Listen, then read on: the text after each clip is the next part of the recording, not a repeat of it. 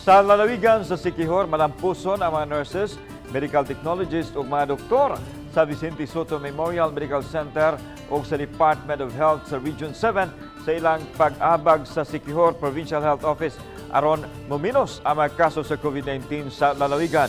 Gawas silang presensya, nagdala usab sila og mga kahimanan og 7,000 doses sa bakunang Pfizer. Sila na usab ang nangunay sa pagpadagan sa Siquijor Temporary Monitoring and Treatment Facility. Gawas din sila usab ang mipahigayon sa pagpamakuna sa mga mulupyo sa lalawigan. Sa ilang pagbiya, 4 na lang ang nahabiling mga kaso sa COVID-19 apan tulo nini lisod ang kahimtang. Hinoon, naglaom ang lalawigan nga mobalik ang medical team gikan sa Sugbo kun mahitabo mang musa kapag usab ang mga kaso. Sa pagkaron, maabot na sa 65,000 o 65.83% ang vaccination rate sa lalawigan. Dako kining kalambuan para mapataas ang porsyento sa provincial herd immunity.